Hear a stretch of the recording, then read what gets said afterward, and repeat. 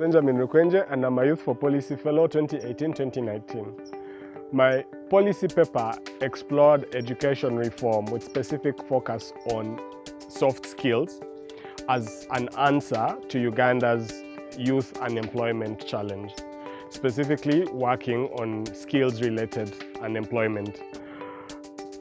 If you have gone through Uganda's education system, you know that there are four core aspects that exist. One is that we have a lot of emphasis on teaching to examine.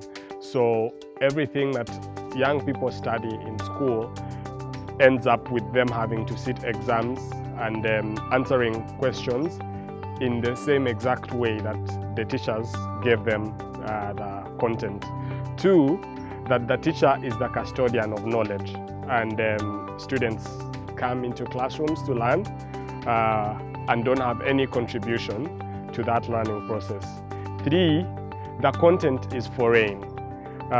So it's in a foreign language, but also a lot of it is about abstract concepts that are not explained to reflect local realities. Four, the purpose of our education system is undefined for the moment. So when formal education was introduced in Uganda, the British wanted to teach local clerical staff because those are the jobs that were available for Africans. So all they needed were people who are able to take instructions. At that time, that met the purpose of why the British introduced formal education. Right now, the world has different challenges, and yet we still teach people the same way that they were taught 100 years ago when classrooms were still the same.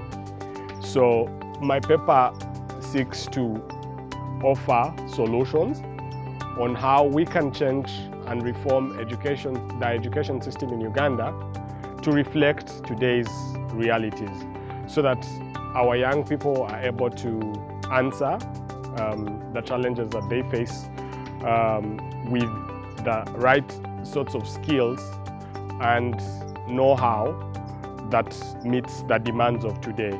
So one of the things I suggest is we have to review how we examine. Teaching to examine in the way that we do with UNEB is obsolete. So we need to do away with the examination system as we know it. We need to change how we train our teachers, to put teachers at the center of learning, but with the understanding that they are not the custodians of knowledge.